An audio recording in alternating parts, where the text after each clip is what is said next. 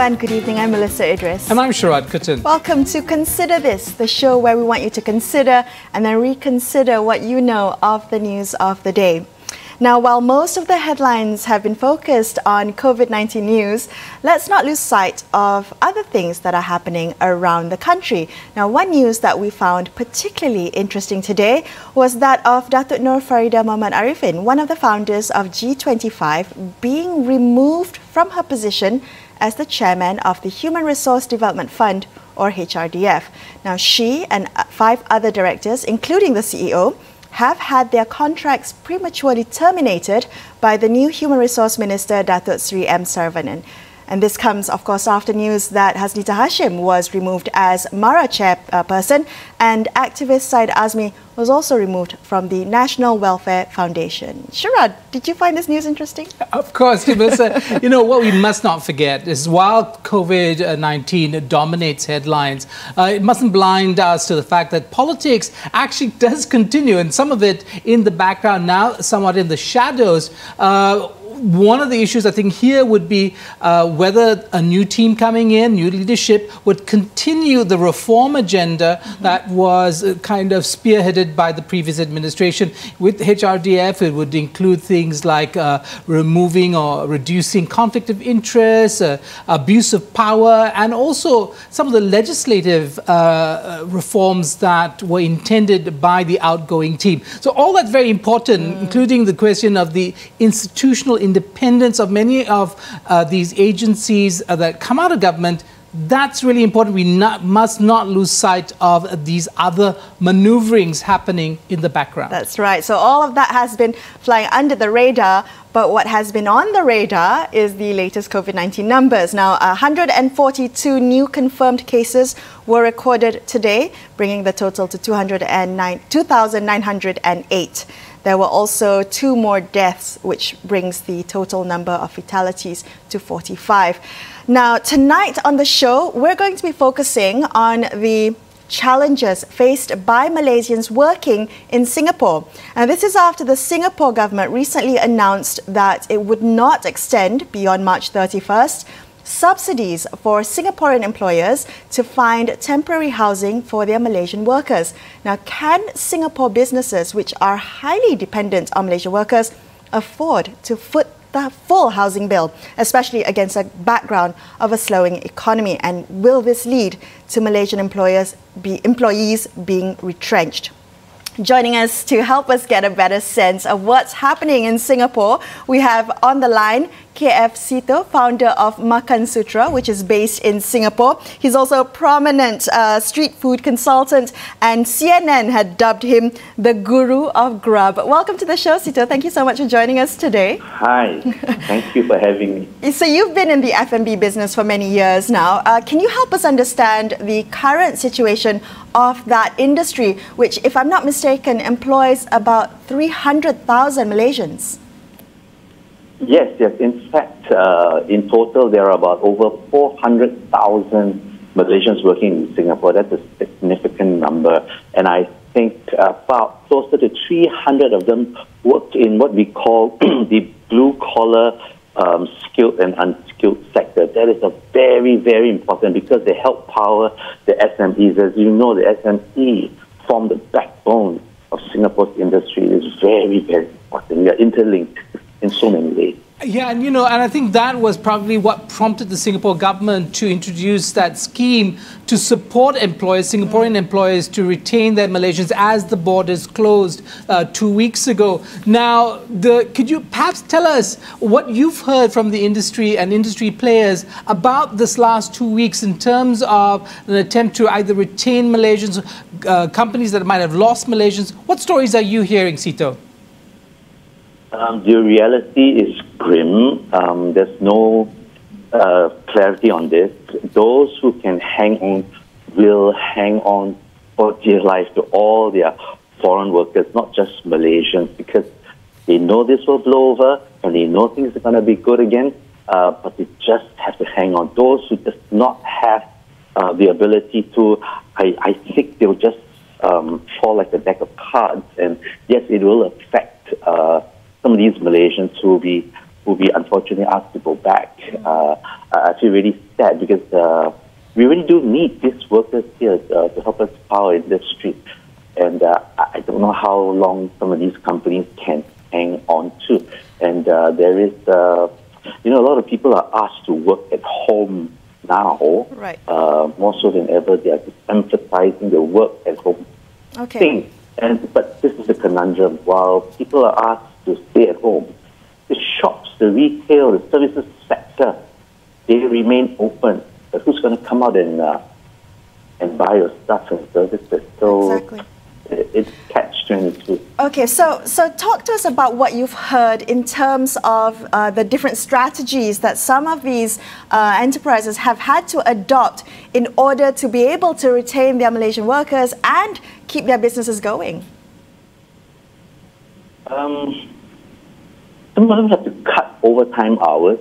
Some of them are asked to take compulsory unpaid leave, maybe a day or half a day a week or so, just so they can get by. Everybody has to do their bit. Even the employees show the lead by taking pay cuts, and they do whatever they can, cut costs, they cut everything, just to keep that little heartbeat going until things turn around.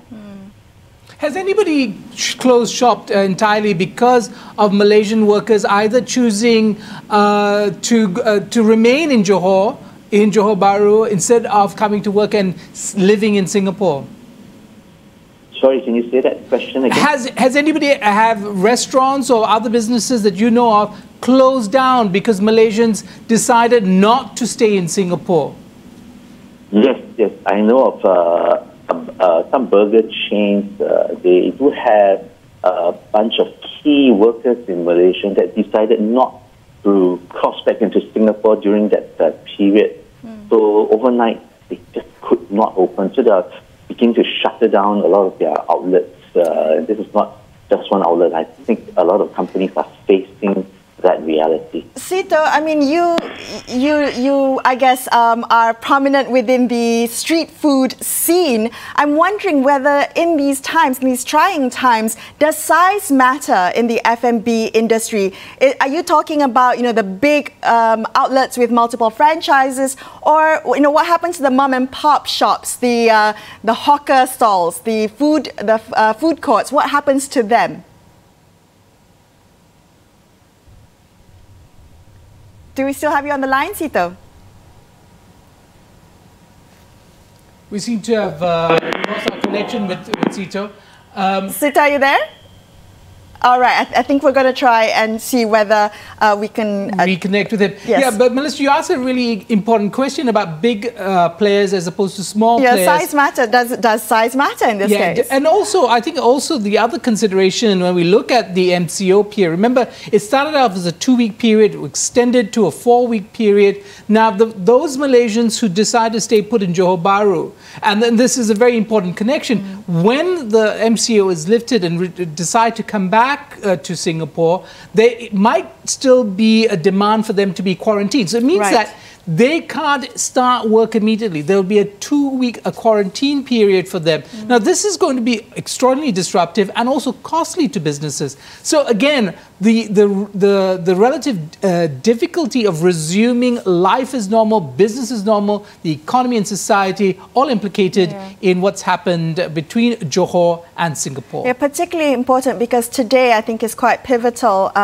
in the fact that the Singapore's Ministry of Manpower had previously given 50 Sing dollars to companies affected by the travel restrictions by the MCO. Right, that's 50 ringgit, $50 per person per day. To help with finding temporary accommodation. Now that ended today's, I think yesterday was the last day, so in the extended period of the MCO or our phase 2 of the MCO, employers will not be getting that. And what implication will that be to Malaysian workers currently in Singapore? I think we have Sito back on the line. I'm going to repeat my question to him. Sito, you talked a little bit about how some outlets, some businesses had to close their outlets, and I'm wondering whether in these trying times, in the F&B business, does size matter? Is it the big companies, the big shops that will ride through the storm, and the mom and pop shops, the hawker stalls and the food courts, they're the ones who will suffer the most, and the Malaysian workers that work with them? Yeah, if you had scale, you can just scale down a bit and just ride through this storm. But your little mom and pop people that make up the bulk of the hirers, the SMEs, if they don't have what it takes to last, they will just fall, and there will be a domino effect on the economy. So it's very uncertain. It's quite grim. Sito, last question for you. Could you explain to us or give us a sense of what Malaysians are earning in Singapore in the F&B sector? Because that loss of income is going to be staggering. Tell us, what do they earn? What does a chef earn, for instance? I know of Malaysian chefs who are earning, I'm talking about Singapore dollars, 3,000, 4,000, 5,000 Singapore dollars. They are key people, treasured key people, management, or they are senior chefs in the kitchen. And if you are a unskilled blue-collar worker, you are doing services, basic maintenance, cleaning services in a food hall, a hawker center, you can take home, if you're doing a full-time job, 1,500 at least on average, and most of them commute back and forth from Johor because it's cheaper to put up in Johor and make that trip into Singapore. So I think it's a fairly decent on average. If you are a mid-skilled blue-collar worker hired under what we call an S-pass, they're called what I consider blue-collar professionals, skilled workers. If you do not offer, if employers don't offer them a minimum of 2,500, round about there, you will not get a work permit. So I think it's fairly decent.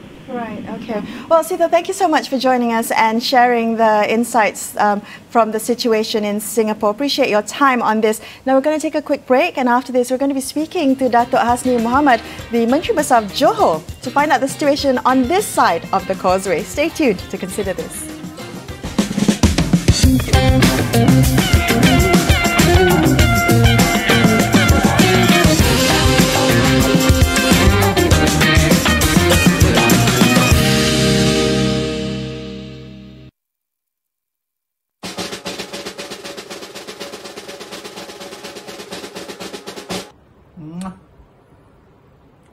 Dan sedikit tak apa yang hampa boleh buat untuk menolong masalah dunia lah ni, iaitu COVID-19.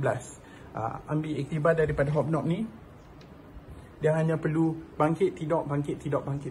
Itu je yang hampa boleh buat. Hampa duduk rumah sengat-sengat, jangan keluar kalau tak ada apa-apa masalah, tak ada apa-apa urusan penting. Jangan nak sebarkan lagi, tularkan lagi virus yang dah cukup tular ni. Duduk rumah sengat-sengat, ikut perintah kerajaan, iaitu restricted movement order. Jangan keluar. Mesti faham, biarkan mek kelakar bahasa sekarang pula. Masa tu bukanlah masanya untuk kita gago mau ngelayu sini-sini, sibuk jap, duduk rumah diam. Hasni, can you hear us clearly? Very clear. Thank you very much. Wonderful. Yes, that sounds good to us as well. We just spoke to somebody in Singapore looking at the F&B sector and the Malaysians affected by, the ending of that scheme for temporary housing and accommodation. So, we're going to continue that discussion, how inextricably linked Singapore is to Johor and the economy and society. So we're really looking forward to our discussion with you. Excellent. You can hear us, right? Yes. But earlier on, you're breaking up. 健康饮食要注意，也要多做运动，大家一起加油哦！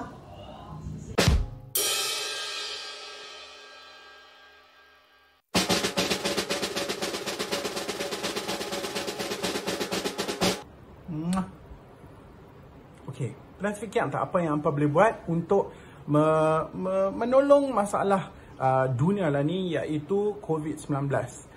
Ambil iktibar daripada hobnob ni, dia hanya perlu bangkit tidur.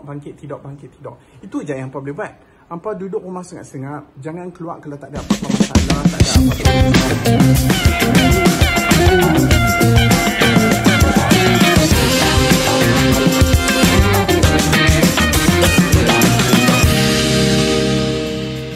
Thank you for staying with Sharaad and I on Consider This. Let's continue our look at the challenges faced by Malaysians working in Singapore under the MCO. Now, joining us on the line now, we have the Menteri Besar of Johor, Datuk Hasni Mohammad. Welcome to the show. Thank you so much for joining us tonight, Datuk Hasni. Thank you for having me with the show tonight. Yeah. As I understand it, you are part of the Singapore-Malaysia Special Working Committee that looks to coordinate efforts during this pandemic. Now, I'm wondering, what have been some of the main issues that have been discussed with Singapore? From the very beginning, when the MCO was put into effect, we have to look at the Malaysian working in Singapore as a special case. Unlike the exit between the Perlis and Thailand side, unlike between Sarawak and Brunei, but between Johor and Singapore, we have to look at it slightly different. In fact, the joint committee between Malaysia and Singapore has agreed that between Johor and Singapore, it has to be looked as one entity. We have to allow those transportation carrying the essential items like food, like medical supplies, and all other essential items to continue to proceed to Singapore from Johor Bahru. And as far as Malaysian that cross over to Singapore to work every day, we are looking at a huge number, between 200 to 300 every day. So 200 to 300, you said? 200,000 to 300,000 Malaysians working across. So we really have to look at this situation with a special arrangement. That is the reason why this special committee between Malaysia and Singapore, chaired by our Defence Minister, Datuk Ismail Sabri, as well as Senior Minister Teo on behalf of Singapore. And during the first MCO, first stage MCO, we have agreed that Malaysian who is working in Singapore will be provided with a letter from their employee that they are required to work in Singapore, and also an understanding that Singapore government will assist Malaysian working in Singapore with accommodation and all other assistance that is made available to those working in Singapore. So that was the earlier understanding between Malaysia and Singapore during the joint ministerial meeting. Can you help us understand how much notice the state of Johor, your government, got in considering the establishment of the MCO? Were you consulted significantly, sufficiently rather, and given time to work out the specific needs of Johor and Johorians? Yes, very much. I suppose both ministers is fully aware of the situation on Johor side in terms of our procedures of entrance, our procedure of goods that enter Singapore. We have also agreed as to, upon the expiry of the MCO first phase, should the Malaysian choose to come back, and then the necessary steps will have to be put in place, such as Malaysian wanting to return back, they will be allowed to do so, but they will be quarantined for a number of days. That is set by the Ministry of Health. Datuk Hasni, have you seen a lot of Malaysians opt to return after the phase 1 of the MCO has been was over? Did you see a lot of Malaysians come back from Singapore? At the moment, we do receive requests that they wish to come back, but both ministers are now looking at the possibility of whether the indication by the Ministry of Manpower that they will no longer extend the facilities in terms of accommodation or any other support that they can give to the Malaysian. With the statement made, we have to be prepared. Should there be a need for this Malaysian to come back, then we should be prepared to have all our infrastructure ready. But mind you, we have informed Kuala Lumpur that Johor for that matter, we will not be able to cater should the entire workforce from Malaysia will have to be returned back to Malaysia. Okay. Wow. We won't be able to have the infrastructure to accommodate that requirement. Datuk Hasni, that is a very powerful statement, and I'm going to come back to you after this short break, and we'll pick up our conversation from that comment about Johor not being able to cater should all the Malaysians working in Singapore opt to return. Stay tuned to consider this. We'll be right back.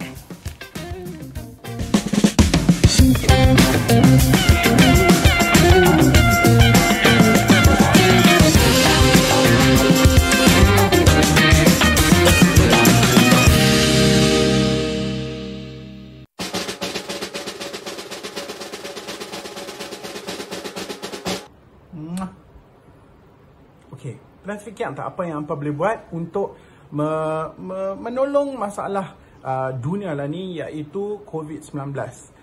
Ambil iktibar daripada Hobnob ni, dia hanya perlu bangkit tidur. Itu je yang hampa boleh buat. Hampa duduk rumah sengap-sengap, jangan keluar kalau tak ada apa-apa masalah, tak ada apa-apa urusan penting. Jangan nak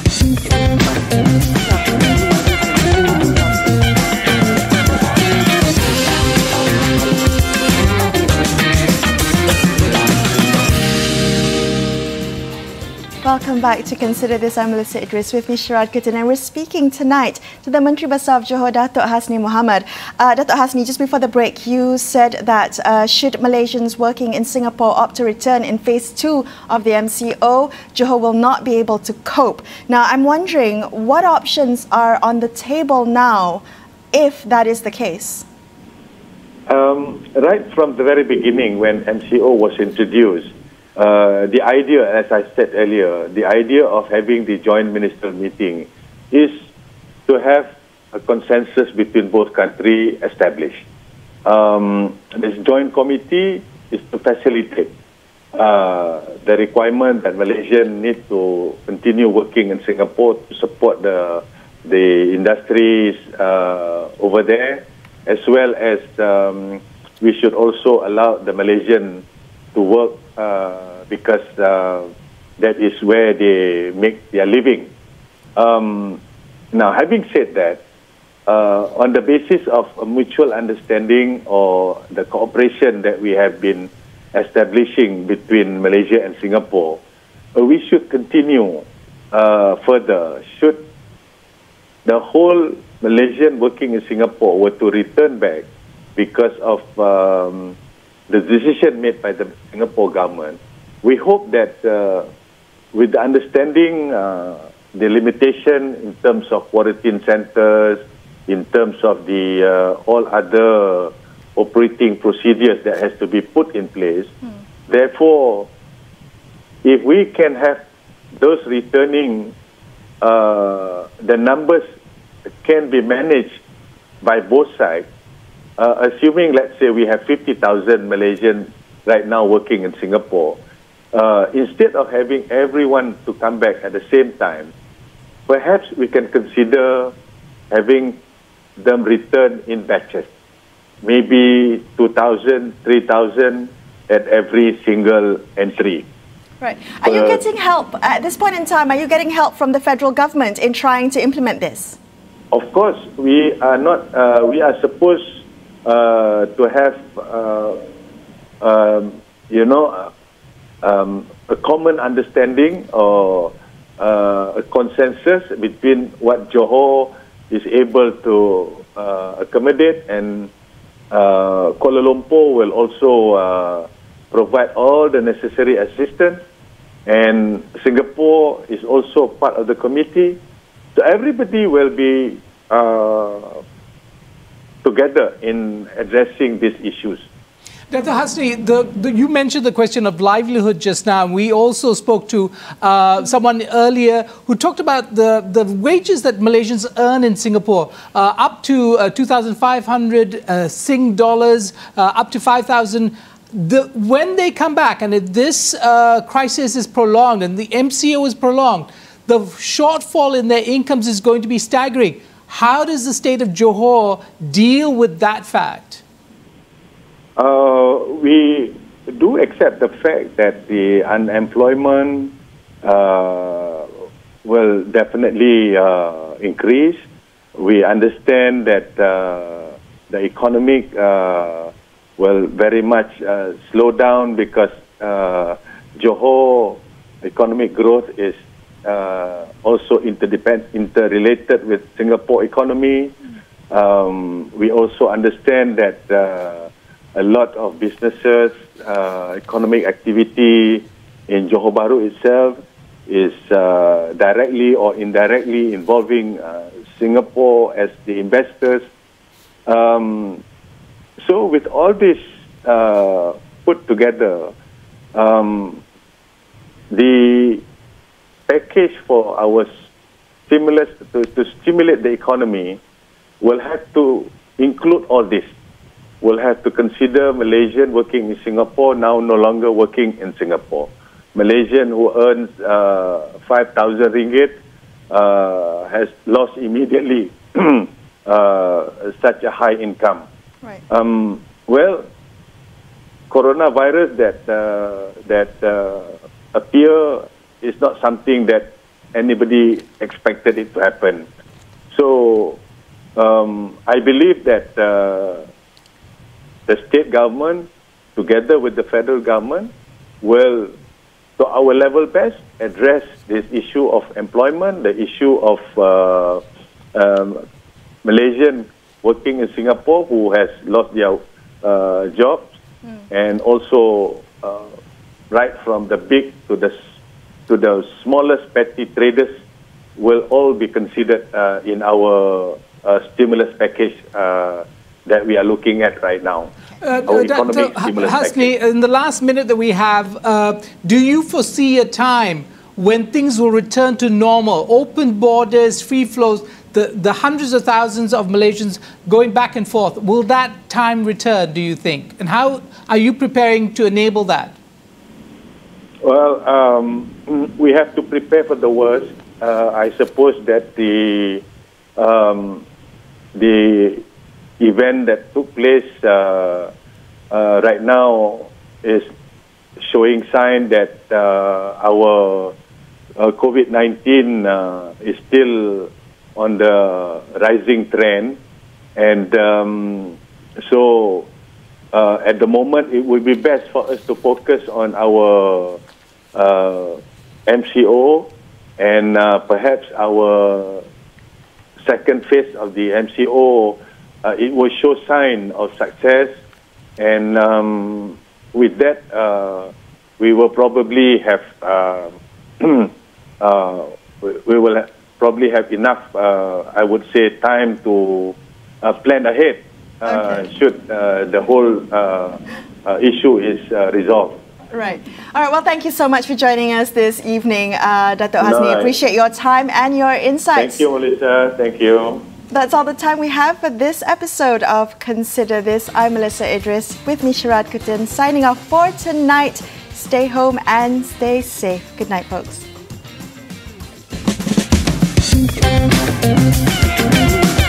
Thank you.